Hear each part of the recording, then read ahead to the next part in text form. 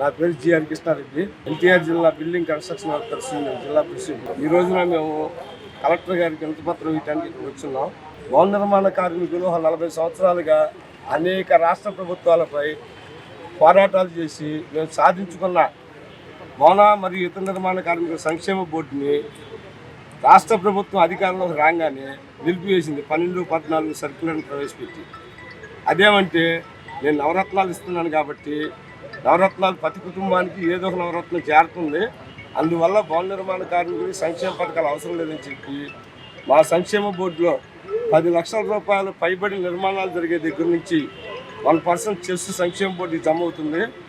ఆ సంక్షేమ బోర్డుకి జమ అయిన డబ్బులు కార్మికుల సంక్షేమానికి ఖర్చు చేయాల్సిన రాష్ట్ర ప్రభుత్వం మాత్రం వాళ్ళ యొక్క వైఎస్ఆర్ బీమాకి, అంతకుముందున్న ప్రభుత్వం చంద్రన్న బీమాకి ఇట్లా కట్టుకుంటా మా డబ్బుల్ని ఇతర ప్రయోజనాలకి వాడే పరిస్థితి కనపడుతుంది. వీటి మీద మేము జిల్లాలో 6 ఎమ్మెల్యేలకి ఎంత పత్రాలు ఇచ్చాం, అట్లాగే కార్మిక శాఖ మంత్రి గారికి ఎంత పత్రం ఇచ్చాం, అట్లాగే బూడి ముత్యాల నాయుడు గారికి ఎంత పత్రం ఇచ్చాం, ఉప ముఖ్యమంత్రి గారికి, సజ్జల రామకృష్ణారెడ్డి గారికి ఎంత పత్రం ఇచ్చాం. ఇచ్చిన సందర్భాల్లో ఏమండి మా బాధలు మేము ముఖ్యమంత్రి గారికి చెప్పుకుంటాం, మాకు అవకాశం కల్పించండి అని చెప్పి అడిగిన సందర్భాల్లో ఎవరు కూడా మాకు ఒక అవకాశం కల్పించిన పరిస్థితి లేదు. మా గురించి మేము ఎమ్మెల్యేలకు ఎంత పత్రాలు ఇచ్చినా మా గురించి అసెంబ్లీలో మాట్లాడిన వాళ్ళు లేదు. కానీ ఒక మాట మాత్రం చెప్పగలం, రాష్ట్ర ప్రభుత్వం మాత్రం రాష్ట్ర ప్రజానీకానికి సంక్షేమ పథకాలు అమలు చేయడం కోసం అప్పులు తీసుకొచ్చి మరీ సంక్షేమ పథకాలు అమలు చేస్తుంది. కానీ భవన నిర్మాణ కార్మికులకి సంక్షేమ పథకాలు అమలు చేయాలంటే అప్పులు చేయాల్సిన అవసరం లేదు, బడ్జెట్లో డబ్బులు కేటాయించాల్సిన అవసరం లేదు. ఎందుకంటే 10 లక్షల రూపాయల పైబడ్డ నిర్మాణాల దగ్గర నుంచి భవన నిర్మాణ కార్మికుల సంక్షేమ బోర్డుకి 1% సెస్ రూపంలో వచ్చి దాంట్లో డబ్బులు ఉన్నాయి, 50 కోట్ల రూపాయల డబ్బులు ఉన్నాయి. ఇంకా వసూలు చేయాల్సిన డబ్బులు కూడా ఒక 3-4 వేల కోట్ల రూపాయల దాకా రావాల్సింది.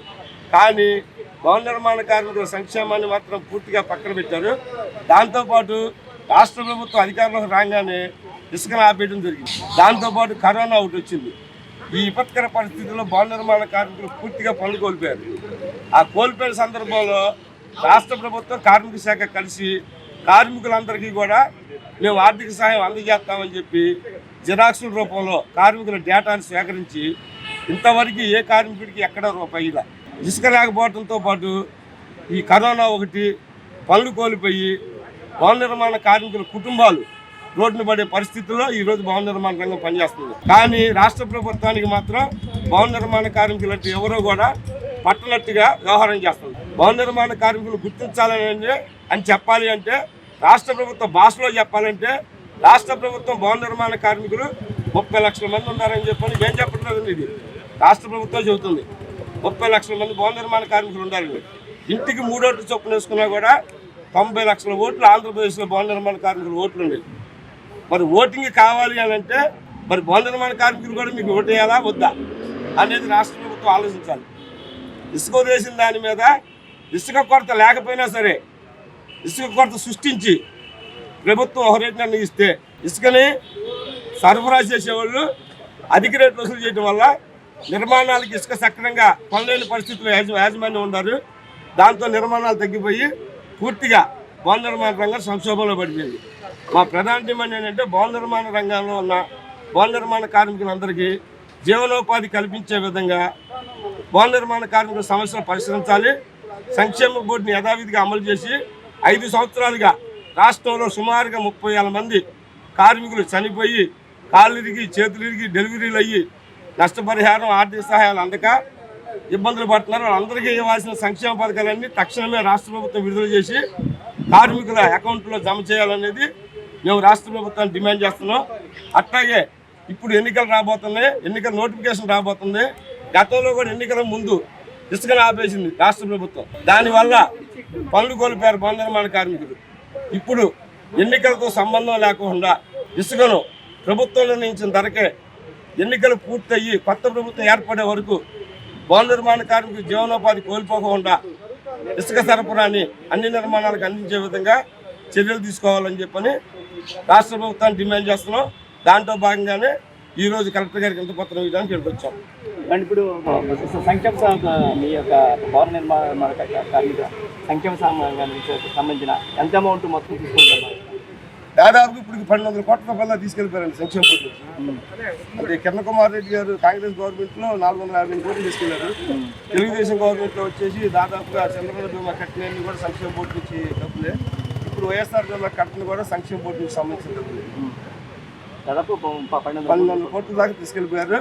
మళ్ళీ ఈ మధ్య పవర్ ప్లాంట్ వాళ్ళకి పవర్ గిల్డ్ వాళ్ళకి 500 కోట్లు మళ్ళీ సంక్షేమ బోర్డు నుంచి జీవో నెంబర్ 17ని ప్రవేశపెట్టి మా సంక్షేమ బోర్డు ఉన్న డబ్బులు నాకు తరలించారు. కానీ భవన నిర్మాణ కార్మికులకు మాత్రం మాకు వచ్చేది కూడా భవన నిర్మాణ కార్మికుడు చనిపోతే తప్ప బతికుండగా అనిపించే సంక్షేమ పథకాలు పొరుగు రాష్ట్రాల్లో కార్మికుల కుటుంబాల్లో చదువుకునే పిల్లల స్కాలర్షిప్లు ఉంటాయి, మన ఆంధ్ర రాష్ట్రంలో అనుకోండి. మీ పిల్లలకి స్కాలర్షిప్లు ఉంటాయి, అంటే డెలివరీ అయితే దానికి సంబంధించి డబ్బులు ఉంటాయి. పిల్లలకి అది వివాహం అయింది అనుకోండి, దానికి ఖర్చులకి ఇస్తారు, మొత్తం అంతున్నాయి మీకు ఇవ్వండి. అసలు ఇక్కడ వస్తే ఇక్కడ మనకు ఉండాలా సహజ మరణం చెందితే లేకపోతే మహిళా కార్మికులు డెలివరీ అయితేనో కార్మికులు చచ్చిపోతే తప్ప ఏదైనా కార్మికుడు అనారోగ్యం ఆసుపత్రిలో చేరితే తప్ప వేరే పథకాలు ఏమి లేవండి. లేకుండా పోవడం అంటే అవసరం లేదు. భవన నిర్మాణ కార్మికులు అడిగేవాళ్ళు లేరు. సంక్షేమ బోర్డు ఏమో ఏర్పాటు చేశారు, కానీ కేంద్ర ప్రభుత్వం కేంద్ర చట్టం 1966 ఆలోచించి చేశారు చట్టం. కానీ ఆ చట్టం ఏ ప్రభుత్వం అధికారంలోకి వస్తే ఆ ప్రభుత్వం యొక్క ప్రధాన బాధ్యత ముఖ్యమంత్రి గారి ఆధీనంలో ఉంటుంది. ఆ బోర్డుకి ఇంతవరకు అధ్యక్షులు లేడు, సెక్రటరీ లేదు. ప్రభుత్వాలు ఏ అయితే నిర్ణయాలు తీసుకున్నా ఆ నిర్ణయాలే కార్మికులకు అమలు జరిగే పరిస్థితిలో ఉండేవాళ్ళ. కార్మికుల ప్రయోజనాలకు మాత్రం ఉపయోగపడే పత్రాలు పక్క పొరుగు రాష్ట్రాలు చూసుకుంటే సబ్సిడీలో లోన్లు ఇస్తున్నారు కార్మికులకి. కొన్నిసార్లు అయితే బీహారు, కేరళ అట్లాంటి వాటిల్లో అయితే భవన నిర్మాణ కార్మికుల్లో పిల్లలకి స్కాలర్షిప్లు ఇస్తున్నారు. ఎల్కేజీ దగ్గర నుంచి డాక్టర్ చదివే వరకు కూడా ఇక్కడ ఇట్లేదండి. ఇక్కడ సంక్షేమ బోర్డే లేదు, అమలు లేదు ప్రస్తుతానికి. కానీ ఇంకో విషయం అండి, ఇక్కడ సంక్షేమ బోర్డులో కార్మికుడు అయితే చేరొచ్చు డబ్బులు కట్టి. సంక్షేమ బోర్డులో చేరిన కార్మికుడు కార్డు రెవెన్యూలు చేర్చుకోవచ్చు డబ్బులు కట్టి. కానీ ఆ కార్మికుడికి మాత్రం ప్రమాదాలు జరిగితే మాత్రం ఇవాళ ఎక్కడా కూడా సంక్షేమ బోర్డు రూపాయి వచ్చే పరిస్థితి లేదు. దాదాపు ఇప్పుడు 5 సంవత్సరాలు కాబోతుంది ఈ రాష్ట్ర ప్రభుత్వం అధికారంలోకి వచ్చింది. గతంలో కూడా సంక్షేమ బోర్డులో అవకాశం జరిగినాయి, కానీ సంక్షేమ పథకాలు అయితే మాత్రం ఆపల, సంక్షేమ బోర్డుని ఆపల. ఖచ్చితంగా ఈ రాష్ట్ర ప్రభుత్వం అధికారంలోకి వచ్చిన తర్వాత మాత్రం సంక్షేమ బోర్డు పూర్తిగా నిలిపివేశారు. దానివల్ల ఈ రాష్ట్రంలో 30 లక్షల కుటుంబాలు, భవన నిర్మాణ కార్మికుల కుటుంబాలు మాత్రం ఇబ్బందులు పడుతున్నాయండి. దాదాపు ఇంతకుముందు నెలకి ఒక 25 రోజులు 20 రోజులు పని చేసుకునే వాళ్ళు 10 రోజులే పని. దాదాపుగా ఇక్కడ ఇంతకుముందు మాట చెప్పాలంటే మన విజయవాడ ప్రధాన నగరం. ఇంతకుముందు భవన నిర్మాణ కార్మికులు ఇతర రాష్ట్రాల నుంచి మన రాష్ట్రానికి పనులు చేయడానికి వచ్చేవాళ్ళు. ఇవాళ మన రాష్ట్రం నుంచి వేలాది మంది కార్మికులు పక్కన తెలంగాణ అని బయటికి వెళ్ళిపోయి వలసలు చేయకపోయి పనులు చేసుకునే పరిస్థితులు వాళ్ళ భవన నిర్మాణ రంగం ఉందండి. ఈ భవన నిర్మాణ రంగ పరిస్థితుల సమస్యల్ని పరిష్కరించి కార్మికులకి జీవనోపాధి చూపించే విధంగా పని చూపించమని అంటున్నాం. మేము కోట్ల ప్రభుత్వం గొంతమ్మ కోట్లేం కోట్ల సంక్షేమ బోర్డులో మాకు భరోసాగా ఉన్న ప్రభుత్వ పథకాలను అమలు చేయమంటున్నాం. సంక్షేమ పథకాలు అమలు చేసి కార్మికులకి పని కల్పించండి. పని కల్పిస్తే ప్రభుత్వం కూడా అభివృద్ధి చెందడానికి కూడా దారులు ఉంటుంది. అందుబాటులో తీసుకురావాలని తీసుకుని ప్రభుత్వం నిర్ణయించిన ధరకే ఇంకా తగ్గించి అందరికి అందుబాటు ధరలో ఉంటే నిర్మాణాలు పెరుగుతాయండి. మాట చెప్పాలంటే మన భాషలో చెప్పాలంటే ఇంతకు ముందు మనం ఎక్కడ చూసినా కూడా విజయవాడలో బిల్డింగ్లు కన్స్ట్రక్షన్ కనపడతా ఉంది. ఇవాళ ఏ రోడ్డుకి వెళ్ళినా కూడా కన్స్ట్రక్షన్ కనపడే పరిస్థితి లేదు. బిల్డర్లు కూడా ఈ ఇసుక దెబ్బకి శుభ్రంగా వాళ్ళు ఇక్కడి నుంచి వదిలి కొంతమంది రాష్ట్రాలు పోయి కట్టుకునే పరిస్థితిలో కనపడుతుంది. ఇక నిర్మాణ కార్మికులు కూడా చాలా మంది వలసలు పోయారండి. కుటుంబాలను కాపాడుకోవాలి కదా, పని చేసుకుంటేనే మాకు దారి. మరి అట్లాంటి పనే లేకపోయినప్పుడు, పనులు తగ్గిపోయినప్పుడు పనులు లేకపోతే ఏం చేయాలి? ఎక్కడోసారి 6 పనులు ఉంటే ఆడ పొరుగురు పోయి పని చేసుకునే పరిస్థితులు వాళ్ళ భవన నిర్మాణ రంగం ఉంది. ఇప్పటికైనా రాష్ట్ర ప్రభుత్వం భవన నిర్మాణ కార్మికులను గుర్తించి భవన నిర్మాణ కార్మికులు సంక్షేమ బోర్డులో ఉన్న సంక్షేమ పథకాలు 10 సంవత్సరాల నుంచి ఏ పథకాలు అయితే అమలు అవుతున్నాయో ఆ పథకాలన్నింటినీ అమలు చేయాలి. వాటితో పాటు పొరుగు రాష్ట్రాల్లో ఏ పథకాలు అయితే అమలు చేస్తున్నారో వాటిని కూడా అమలు చేయాలి.